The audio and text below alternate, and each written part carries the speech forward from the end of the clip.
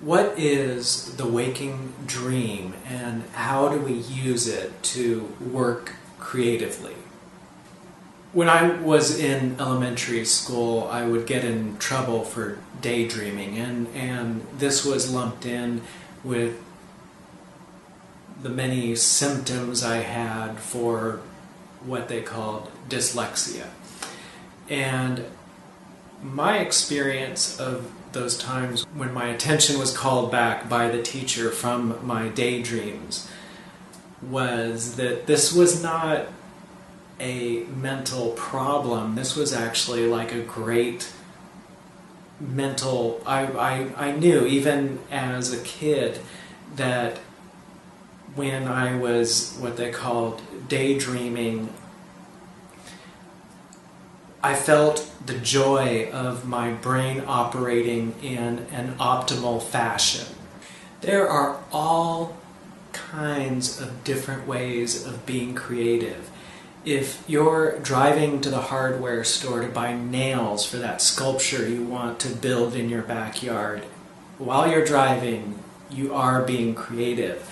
But I want to talk about one of the ideals of the ideal states of creativity, one of these optimal states of creativity.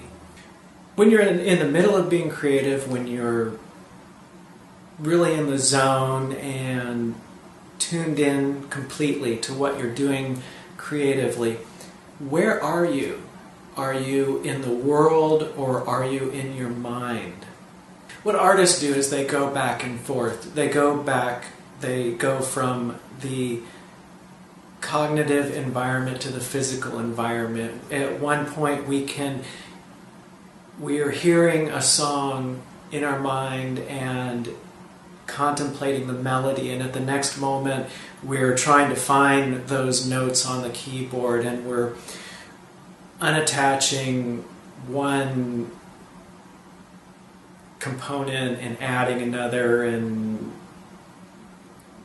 working out. I'm not a musician, but I've seen musicians work adding some electronic thing to get a certain sound, and then we go back, and that's being done in the physical environment, and then we go back to the world of imagination where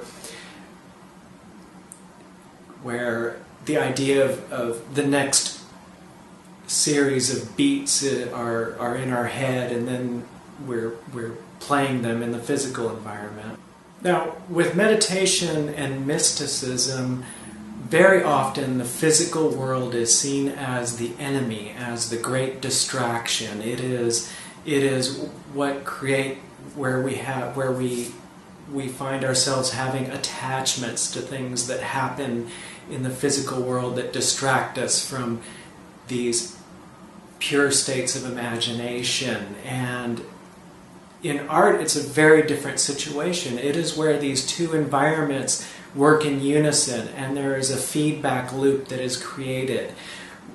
What we realize in the world of imagination, we begin to incarnate in the physical world, and then that gives us very strong feedback that we see and hear and touch and sense in the physical environment, reinforces what is happening in the purely imaginative environment. So this is a very strange kind of meditation. This is a meditation very different from all other forms of meditation and mysticism. I do suspect, I have a hunch that the creative zone is possibly the oldest form of mysticism. One of the first things to do is to appreciate the times when you have been in the dream state, and everyone has been in the dream state.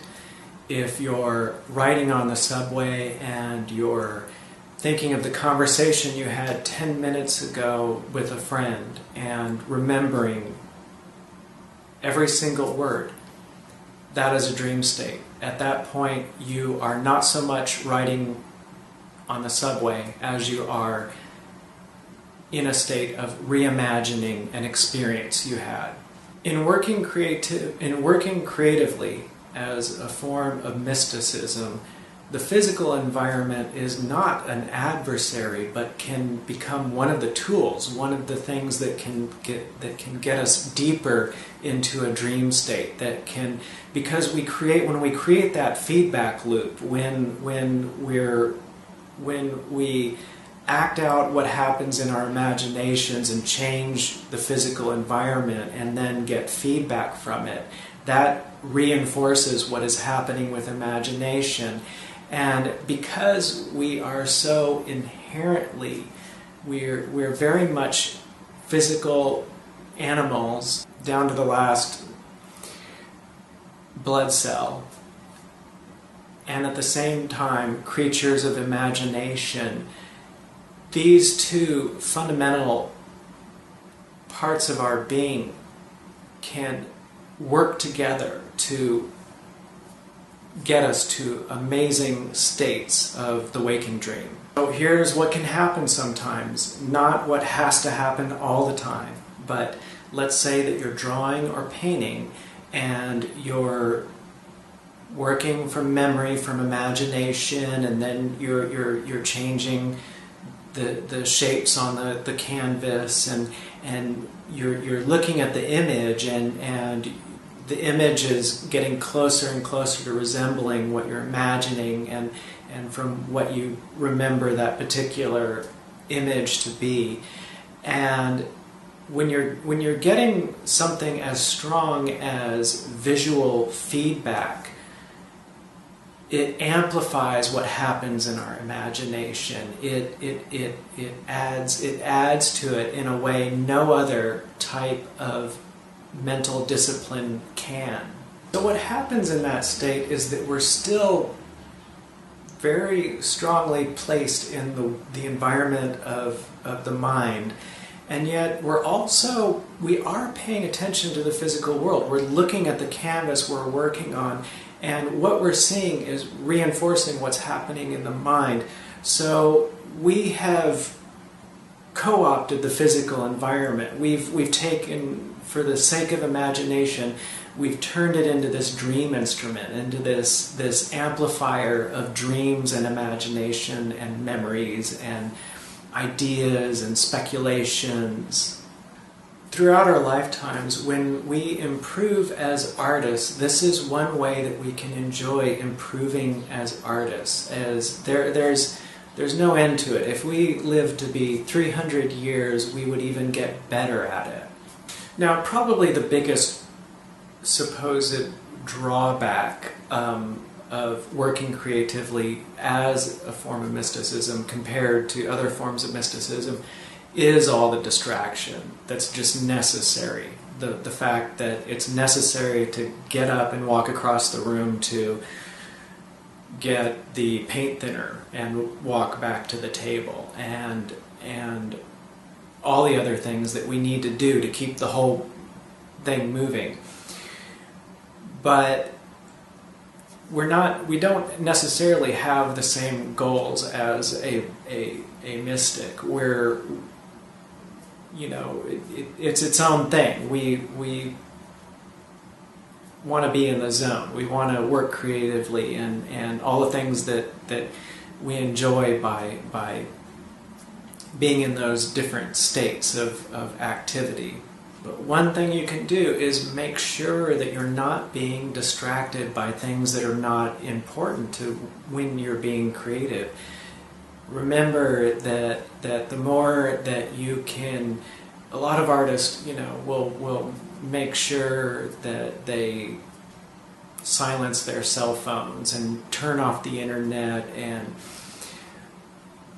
go and work out in the middle of that field where no one will talk to them, and sometimes you're very much paying attention to what's happening with the material you're working with, and other times you're lost in the reverie of these new inspiring thoughts and experiences, and they are not at all at odds with each other. It's sort of they are working together to reinforce each other. An exercise you can do is when you have a few spare minutes with your eyes open, even if you're in a very busy environment, try to imagine something. Try to imagine an object. Imagine an apple. Imagine a window. Imagine a car tire. And do this sort of waking meditation where you build that muscle. If you do this just whenever you have spare time, you will build that cognitive muscle, and when you, now this is something, you get better at it the more you practice it, and it gets to a point where you can imagine very elaborate environments and models and see them and know them, and it's like a 3D environment in your mind. You can turn the model around and look at it and see very clearly the detail, and open yourself to this possibility that the more you develop this cognitive ability, it can become so strong that it rivals a 3D simulation on your computer. Don't ever start to feel that you have to jump to the most advanced stage of getting into that state. And don't let the difference between purely imaginative state and operating in the physical world become opponents of each other. When you need to drive to the hardware store to buy the nails, do it wholeheartedly, and don't feel like you're missing out on the waking dream state and that you're not being truly creative. You're still being creative. Sometimes being creative is about sitting in traffic, listening to a podcast, waiting for the light to change so that you can go and get those nails for your sculpture. That's just as important. That's part of the big picture of being creative. Another exercise you can do is you can allow yourself to daydream. You can give up that control. You can, when you choose, you can say, I want to have a waking dream. I want to daydream, and I want to experience it fully, and the more that you work on that, the more that you practice that, the greater the state of the waking dream can be. Now when they hypnotize someone is in a trance, so they are there but they aren't. The hypnotist takes that individual to a place where, to a certain degree, they can still be lucid, still think with reason and rationality, and very much like we think when we're just operating out in the world, going places, doing things. And at the same time, that world is other than what's happening here on Earth. I won't call it self-hypnotism because it's a kind of a whole different approach, but it's helpful to appreciate that the waking dream state can be that powerful, you can go as deep into it as people who are hypnotized. Meditators and mystics, they know of the inner eye. They have the idea that we have our two eyes and then we have our third eye, which is the inner eye. And artists can use this concept. When you develop the inner eye, you develop your ability to see more clearly, more realistically, more substantially what happens in the world of the mind. And it isn't just an eye, it's an ear. You can develop your inner ear. If you're a cook, you can develop your inner taste buds. Now, Beethoven, the composer, he went deaf in later life, and he still composed. And people wonder, how could he continue to compose? He lost his hearing. He may have lost his hearing in his physical ears, but he didn't lose his inner hearing. some people may say, yes, but he couldn't hear anymore. He couldn't hear. And I'm saying, no, he still could. He could hear it just as clearly as you're hearing my voice right now. Whenever we're working creatively, it can be at all different forms involving many different states of mind. But one thing we can do is appreciate that ultimately it is for the cognitive state. It is for the whatever we're doing creatively, it is for what we can achieve in the mind experience, not the world experience. The more that we can achieve things in imagination, the further we'll go as artists. Why do we want to go deeper into a waking dream state? Because that's the more magic happens. The deeper we can go into that dream state, the more that original ideas knock on our door, the more that we feel plugged into these amazing sources of insight, and the freer we are to make new associations and to see more clearly notions and memories working together. They're more substantial to us. They become like these objects that we can manipulate, and we find ourselves achieving greater cognitive power. So the dream state is just one of the most optimal states of intelligence that we can achieve. I'll finish up this video giving you my favorite exercise, and I'd say that this is I would call this an intermediate exercise. So basically, okay.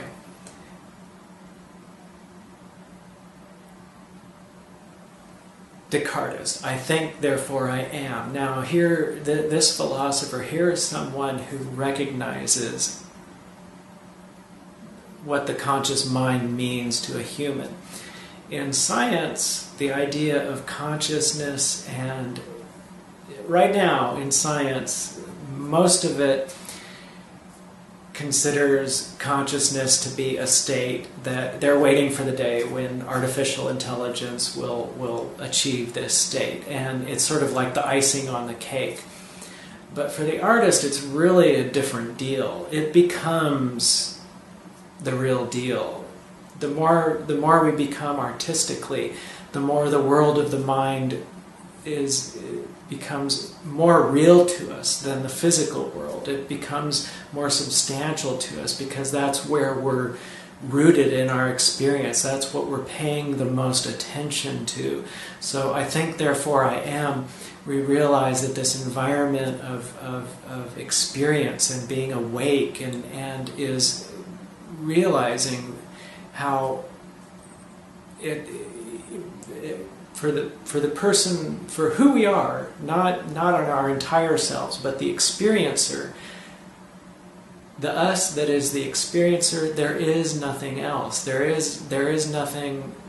Imagination. We know everything only through imagination. Okay, so I strongly recommend that you go out there and you study neuroscience, and you have a look at how it gets from the physical world to how we experience things. Everything we experience in the physical world is brought to us through a very filtering, abstracting process of our nerves. We have these elaborate nerve sensors that pick up electromagnetic waves, and we reinterpret it into this experience that we call light and color. So if there's a certain electromagnetic wave, we'll abstract it into the color red, and if there's another electromagnetic wave that is partially changed and absorbed by atoms in the physical world, we'll abstract that and call that a yellow dress. We cartoonify the world in a way that we can easily work with it and work out problems and make decisions but our experience of the world is extremely different than what the physical world is.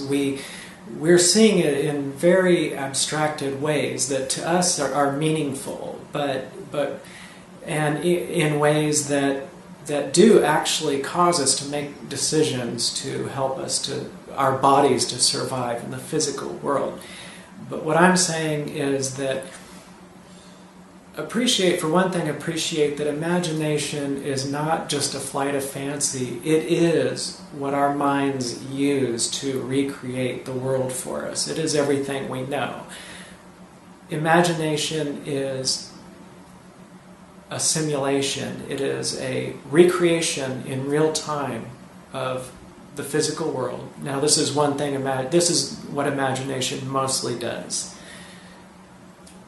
in an abstracted way that makes it easy for us to survive.